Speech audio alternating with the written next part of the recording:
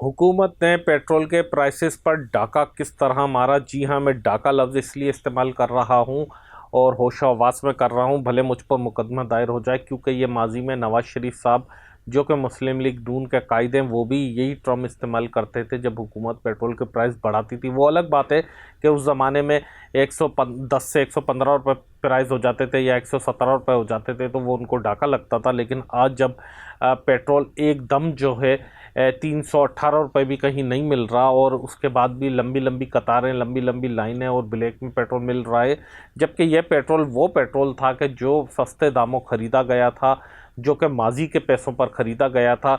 चाहते तो ये लेवीज़ कम करके, ये टैक्सेस कम करके, जिस पर 200 रुपये तो पहले ही टैक्स वसूल किया जा रहा था, वो कम करके ये पेट्रोल के निर्ख इतने ही बराबर कर सकते थे। एक तरफ लोगों को बेवकूफ़ बनाते रहे कि पेट्रोल के वाफिर ज़खायर मौजूद हैं, दोस्त मुल्कों से बातचीत चल रही है, कार्गो शिप आ रहे हैं, पेट्रोल के कंटेनर आ रहे हैं और बहुत सारे टर्मिनल एक्टिव हैं और हमें कोई प्रॉब्लम नहीं है। और दूसरी तरफ रात के अंधेरे में इस तरह लोगों के जेबों पर डाका मारा।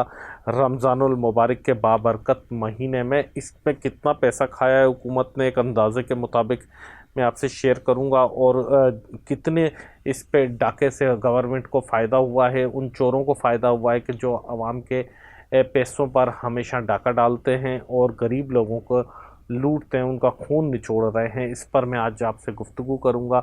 जज्बात की वजह से मैं माफ़ी चाहता हूं आप लोगों से पेश की। मेरे चैनल को आप लाइक करके सब्सक्राइब करें, बेल आइकन को प्रेस करें, कमेंट बॉक्स में राय अपनी ज़रूर दीजिएगा कि आपको प्रोग्राम कैसा लगा। बहुत शुक्रिया जुल्फ़िकार अली बब्बर की जानिब से। अस्सलाम वालेकुम तमाम फैमिली मेम्बरान को। अच्छा जनाब, रात के अंधेरे में जो अचानक पहले से पंप बंद करा दिए गए, फिर जो है डाका मारा गया और बात ये कही गई कि आपने हुरमस के से जो पेट्रोल आता है पाकिस्तान, वो बंद कर दिया गया है। तो मैं आपके सामने कुछ फैक्ट एंड फिगर भी रखूँगा, कुछ बातें रखूँगा, कुछ ऐसी चीज़ें रखूँगा क्योंकि मेरा दिल जल रहा है। मैं जब कहता हूँ कि मेरे फैमिली मेम्बरान, तो फैमिली मेम्बरान का मतलब है कि घर के अफराद।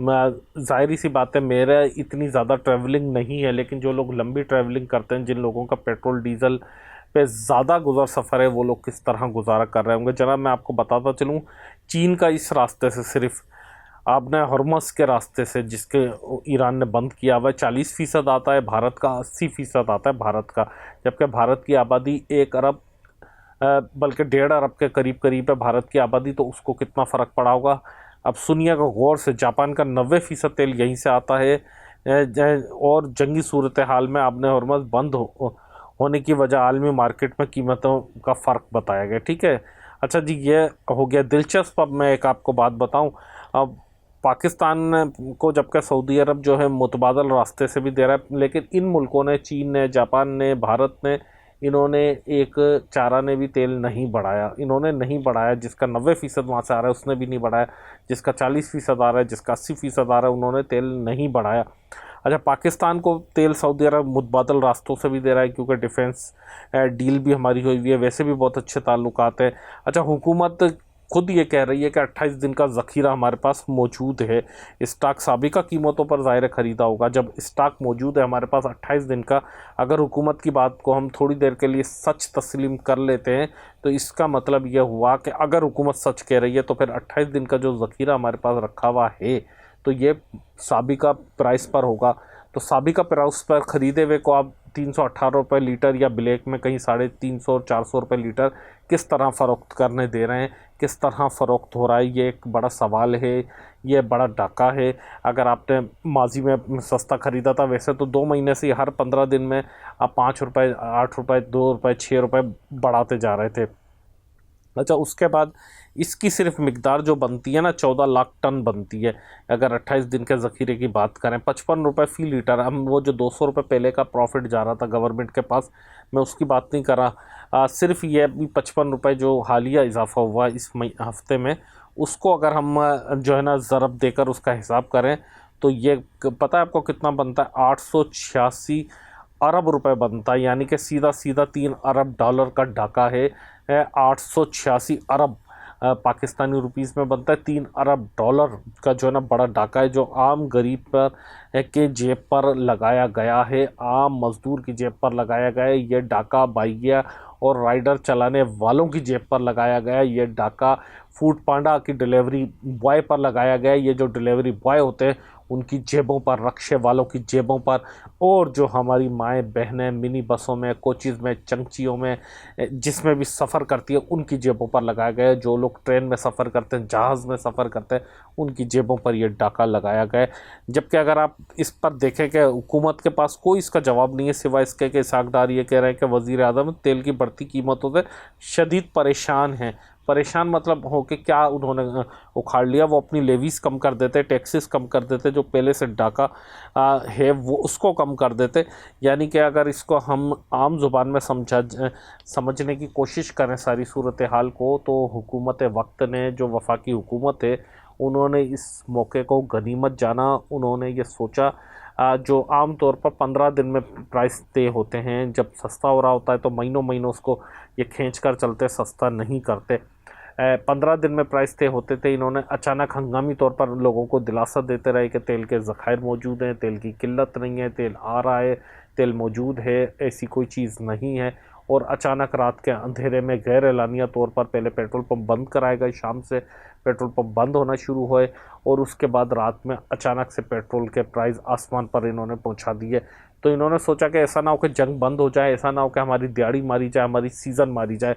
आज फिर हम, मेरा ख्याल है कि उन पर भी तनकीद नहीं करें कि जो रमज़ानुल मुबारक के महीने को सीज़न समझ के कमाते हैं, जो फ्रूट के जो है ब्लैक में करते थे, जो राशन का ब्लैक करते थे, जो सब्जियों को, गोश्त को, चिकन को ब्लैक करके बेचते थे रमज़ानुल मुबारक के महीने में, कपड़े जूतों की चीज़ों को ब्लैक कर कर बेचते। फिर मेरा ख्याल है कि वो भी कसूरवार उस तरह के नहीं है। जब हमारे हुक्मरान खुद, वो भी वफाकी हुकूमत खुद इस तरह के इक़दाम करे, तो फिर जो है उन लोगों से भी हमें गिला नहीं करना चाहिए।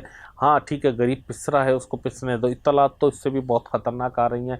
जो हुकूमत के इरादे हैं, जो इनसे सब्र नहीं हुआ एक हफ़्ते तक भी, इनका इरादा है अगले हफ़्ते मज़ीद इसमें तोसी की जाए। और अगर ये जंग चलती है तो ये 500 तक ले जाएंगे, और अगर मज़ीद जंग ये चलती है तो इनका इरादा है कि 1000 रुपये तक भी करने में ये हिचकिचाएंगे नहीं, ये डरेंगे नहीं, ये खौफज़दा नहीं होंगे। लेकिन अगर आवाम का प्रेशर ज़्यादा आया कि क्यों बढ़ा रहे हो, तो ये उसकी मिकदार कम कर देंगे। यानी कि बाइक वाला इससे ज़्यादा नहीं ले सकता, कार वाला इससे ज़्यादा नहीं ले सकता, आपने टैक्स कितना दिया है, टैक्स वो जो इनडायरेक्टली टैक्सेस में हमारा काम उतर जाता है, उन वाले टैक्सेस की बात नहीं करेंगे, इनकम टैक्स की बात करेंगे कि वो कितना दिया है, उस हिसाब से आप तेल लो। बहुत सारे बहाने बनाएंगे। यानी कि आपने आवाम को मफलूज कर दिया, तबाह कर दिया, बर्बाद कर दिया। आप सरकारी नौकरियां नहीं देते, ठीक है, आप कोई सरकारी स्कीमें नहीं देते, ठीक है, आपकी सरकार जो है किसी के घर के आगे से कचरा नहीं उठाती, ठीक है, लाइट आप 24 घंटे नहीं दे पाते, गैस की लोड शेडिंग मुस्तकिल शुरू हो गई है, गैस बंद हो गई है, गैस का प्रेशर स्लो हो गया, कहीं पर मुकम्मल गैस बंद हो चुकी है।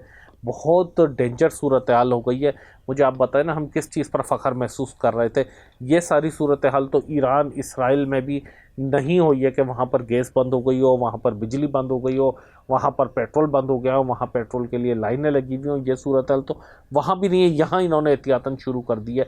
आप गवर्नमेंट होते हुए ना सिक्योरिटी दे सकते हो, ना रोड दे सकते हो, ना रास्ते दे सकते हो, ना गैस दे सकते हो, सिर्फ टैक्स लगा सकते हो, सिर्फ भत्ता ले सकते हो, सिर्फ जुर्माना लगा सकते हो, सिर्फ लोगों पर केसेस दाखिल कर सकते हो, सिर्फ लोगों को गद्दारी के सर्टिफिकेट बांट सकते हो, सिर्फ लोगों पर मुकदमा दायर कर सकते हो, लोगों को गिरफ्तार कर सकते हो, लोगों को पकड़ सकते हो, मार सकते हो।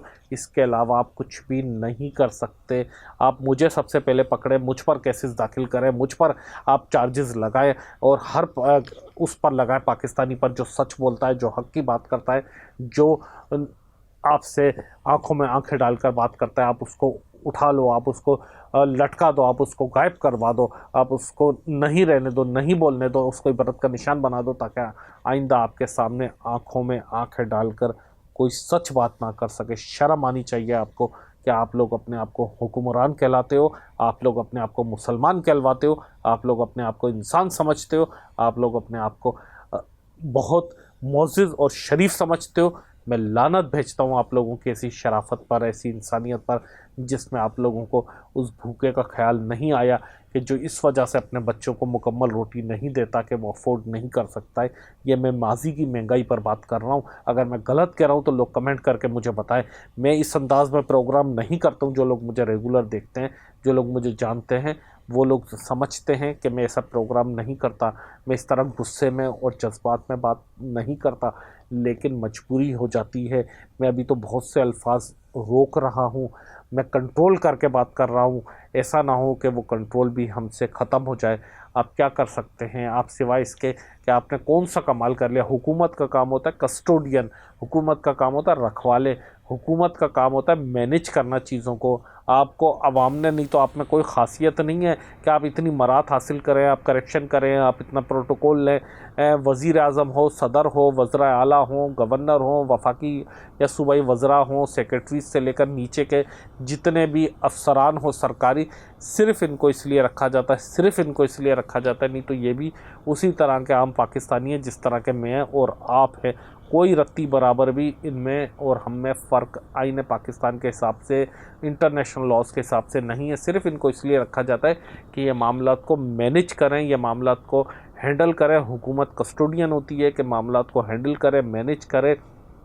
जैसे अभी ईरान वाली सिचुएशन है, इन्फ्लेशन था फ्यूल प्राइसेस में, तो उस चीज़ को ये मैनेज करते हैं। ये मैनेज करना नहीं होता कि आपने वो पेट्रोल वहाँ से महंगा आए या ना आए, उससे पहले एहतियातन आप महंगा कर दें। ये इसको मैनेज माजरत के साथ नहीं करते, नहीं कहते। ये तो आप एआई को बोलें, वो भी एहतियातन आपको करके दे देगा। पता नहीं कितने से कितने तक आपको हज़ारों साल का शेड्यूल बना के दे देगा।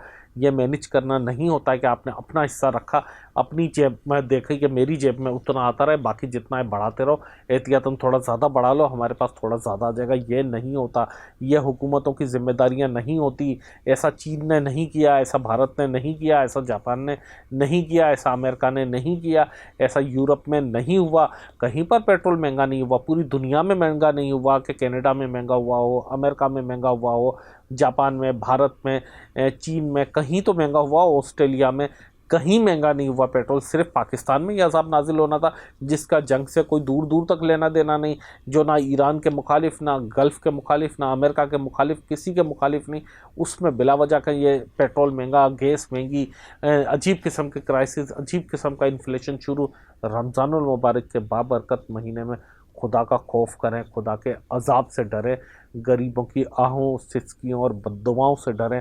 आपको शायद ऐसा लगता होगा कि शायद गरीब की आह से फ़र्क नहीं पड़ता। आपको शायद ऐसा लगता होगा कि किसी के बोलने से, किसी के सोचने से या किसी के दिल से निकली हुई तकलीफ़ से फ़र्क नहीं पड़ता। लेकिन मैं आप लोगों को ये बात याद दिला देना चाहता हूँ कि जो आपसे पहले माजी में भी हुक्मरान रहे थे, वो भी ऐसा ही सोचते थे। उनकी हुकूमतें किस तरह अचानक चली गई है, मैं अपने देखने वाले, अपने फैमिली मेम्बरान से भी बात कर रहा हूँ कि आप लोग थोड़ा सोचिएगा इससे पहले। क्या इमरान खान के बारे में कोई सोच सकता था कि उनकी हुकूमत चली जाएगी? क्या मियां नवाज शरीफ साहब के बारे में कोई सोच सकता था कि वो वज़ीर आज़म नहीं रहेंगे, जेल चले जाएंगे? क्या कोई जरदारी के बारे में, जो पिछली हुकूमत थी, उसके बारे में कोई सोच सकता था? क्या कोई जनरल परवेज़ मुशर्रफ के बारे में, जनरल ज़ियाउल हक के बारे में, बेनज़ीर भुट्टो के बारे में, जुल्फ़िकार अली भुट्टो के बारे में कोई सोच सकता था कि ये लोग नहीं रह पाएंगे? क्यों नहीं रहे? इनके पीछे यकीनन ऐसी ही वजूहत होंगी, ऐसे ही रीज़न होंगे। अल्लाह की लाठी बेआवाज़ होती है, अल्लाह के पास देर है अंधेर नहीं है। याद रखिएगा, अल्लाह की लाठी बेआवाज़ है। जब मज़लूम की आह निकलती है, जब मज़लूम की बद्दुआ निकलती है, तो वो बड़े बड़े महलात को मलबे का ढेर बना देती है। अगर यकीन ना आए तो इसराइल का वो विज़िट कर लें, बाहर से देख लें, जो वो फुटेजेस रिलीज़ नहीं कर रहा। आपको अगर यकीन ना आए तो किस तरह जुल्म मिटता है जब बढ़ जाता है। तो खुदा का खौफ करें, अभी भी वक्त है कि आवाम पर रहम करें। आवाम खुदकुशियों की तरफ जा रहे हैं, लोगों के पास पेट भरने के लिए खाना नहीं है, लोग अपने बच्चों को दूध नहीं पिला सक रहे, लोगों के पास रोज़गार नहीं है, लोगों के पास रहने के लिए घर नहीं है। आपको शर्म नहीं आती कि आप ऐसे मौके पर इस तरह अचानक से इतना पेट्रोल महंगा कर देते हैं, डीजल महंगा कर देते हैं, गैस महंगी कर देते हैं और उसकी शॉर्टेज अलग कर देते हैं, और फिर आप कहते हैं कि हम अच्छे हुक्मरान हैं? थोड़ा सा खुदा का खौफ करें, थोड़ी सी हया करें, थोड़ी सी शर्म करें, थोड़ी सी गैरत करें, थोड़ा सा ईमान को ताज़ा रखें। मैं माज़रत चाहता हूँ कि मैं थोड़ा सा जज्बाती हो गया था। अगर किसी को मेरा अंदाज़, मेरे अल्फाज या मेरी कोई बात बुरी लगी हो तो मैं माज़रत चाहता हूँ। ज़ाती तौर पे मेरी किसी से कोई दुश्मनी या किसी से कोई मुखालफत नहीं है। मैं एक फ़ैक्ट बयान कर रहा हूँ और हालात का तस्करा कर रहा हूँ। आप लोग इससे कितना इत्तेफ़ाक करते हैं, कितना इत्तेफ़ाक नहीं करते, कमेंट बॉक्स में ज़रूर बताइएगा। मेरा मकसद कभी भी ये नहीं रहा कि किसी की ख़ास हिमायत या मुखालफत करना। आप लोगों से गुजारिश है कि जिन दोस्तों ने अभी भी मेरे चैनल को सब्सक्राइब नहीं किया है, काइंडली घंटी का बटन दबा दें सब्सक्राइब करने के साथ, और अपने दोस्तों और अजीज़ों से ज़रूर शेयर कीजिएगा। फ़िलहाल इजाज़त दें। अल्लाह हाफ़िज़।